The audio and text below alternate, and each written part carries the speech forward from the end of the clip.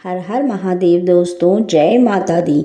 ये श्री शिवाय नमस्तुभ्यम। कैसे हैं आप सब? आशा करती हूँ आप सभी लोग बहुत अच्छे होंगे, स्वस्थ होंगे, मज़े में होंगे और सनातन धर्म का प्रचार प्रसार कर रहे होंगे।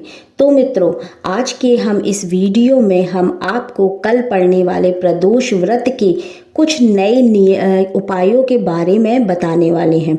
इन उपायों को करने से आपकी सभी मनोकामनाएं पूर्ण होंगी, साथ ही प्रदोष का पूर्ण फल की प्राप्ति भी होगी।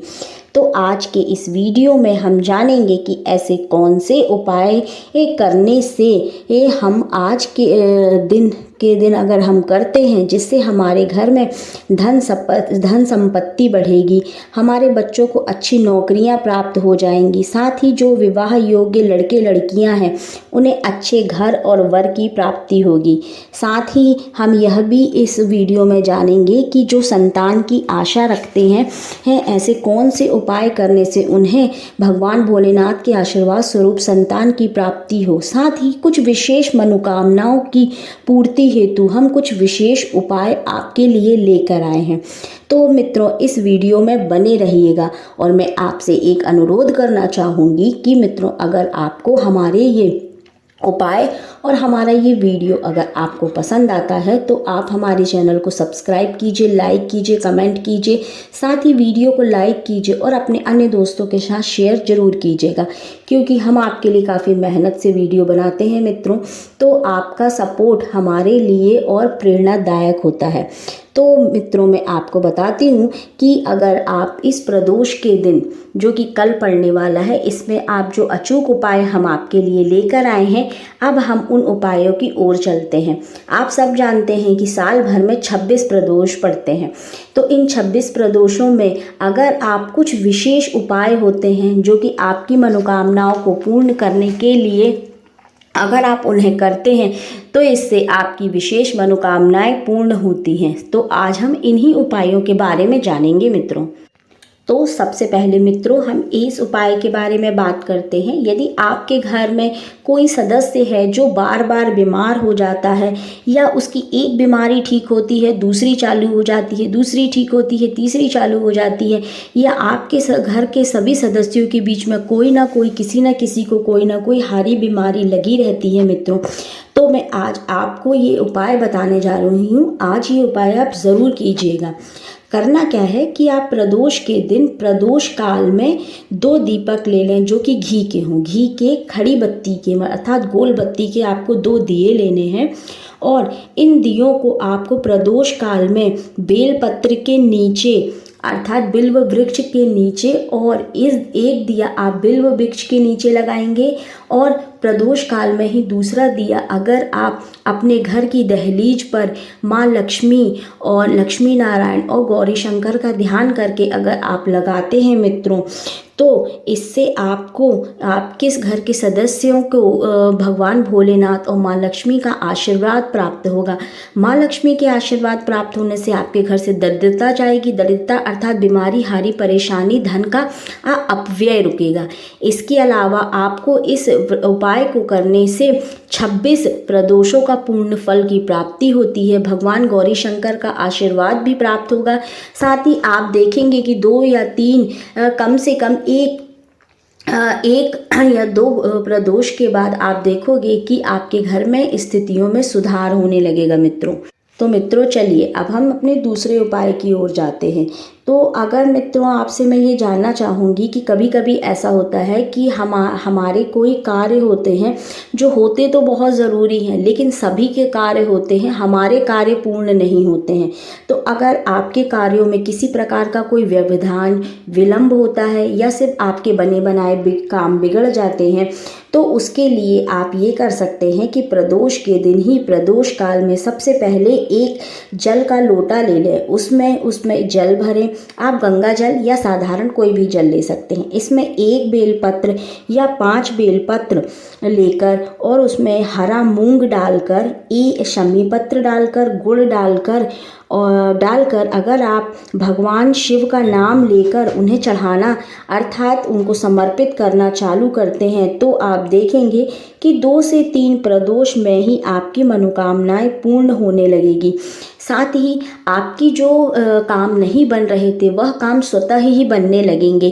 तो आपको महादेव की आशीर्वाद प्राप्त होगा। साथ ही आपकी गुड़ डालने से अगर आपके ऊपर जो बढ़ रहा कर्जा होगा, है ना, वो सारे कर्जे आपके उतरने प्रारंभ हो जाएंगे। मित्रों, आप ये उपाय जरूर करके देखिएगा। मित्रों, आप ये काम करिएगा। अब मैं आपको तीसरा उपाय बताती हूँ। अगर आपका कोई ऐसा कार्य है जिसके लिए आप काफ़ी दिनों से प्रयास कर रहे हैं और वह कार्य किसी न किसी वजह से रुक जाता है या अटक जाता है, आपने सब कुछ करके देख लिया लेकिन आपका वो काम अगर नहीं बन रहा है, तो मैं आपसे कहूँगी कि आप एक बार प्रदोष के दिन, प्रदोष काल में भगवान महादेव की इच्छा को सिरोधार्य मानकर आप ये उपाय करके देखिएगा। इस उपाय में आपको करना क्या है वह मैं आपको बताती हूँ। सबसे पहले आपको एक बेलपत्र लेना है और एक कनेर का पुष्प, कनेर जो पीले कलर का पुष्प होता है, साथ ही आप एक शमी पत्र लीजिए और देवादिदेव महादेव को जल चढ़ाने के बाद इन्हें उन पर समर्पित करना प्रारंभ कर दीजिए। मित्रों, तो आप देखेंगे 3 से 4, 5 प्रदोष ही आप ये उपाय करेंगे और आप अपने जीवन में इस उपाय को करने का सकारात्मक प्रभाव देखेंगे। और मैं आपसे ये कहूँगी मित्रों कि ये उपाय इतना अचूक उपाय है आपके रुके अटके हुए कामों को करने का कि इसके लिए आप प्रदोष का इंतज़ार ना करें। आप इसको हर सोमवार, हर शुक्रवार को आप ज़रूर भगवान भोलेनाथ को समर्पित करें, क्योंकि अगर आप ये कार्य करेंगे तो आप पे महादेव प्रसन्न होंगे और जल्द से जल्द आपके काम बनेंगे। अगर ना हो तो आप मुझे बताइएगा मित्रों, देखिए आपके ज़रूर काम बनेंगे। तो मित्रों, हम अपने अगले उपाय की तरफ चलते हैं। अगला उपाय उन लोगों के लिए है जो बेटा बेटियों का विवाह नहीं हो रहा है या उनका रिश्ता पक्का नहीं हो रहा है या फिर उनका रिश्ता लगते लगते बात बिगड़ जाती है या विवाह में विलंब हो रहा है। तो वो प्रदोष के दिन उन्हें बस इतना काम करना है कि एक धतूरे को हल्दी में लपेट कर और 108 दाने चावल के बाबा को समर्पित करना प्रारंभ कर दीजिए। देखिएगा आप बाबा की कृपा से जल्द घर में धन का आगमन बढ़ेगा एवं उनके विवाह के योग्य प्रस्ताव आने लगेंगे। जिनका विवाह नहीं हो रहा है उनके घरों में मांगलिक कार्य प्रारंभ होना चालू हो जाएंगे। मित्रों, ये उपाय आजमाया हुआ उपाय है, एक बार आप इसे करके जरूर देखिएगा।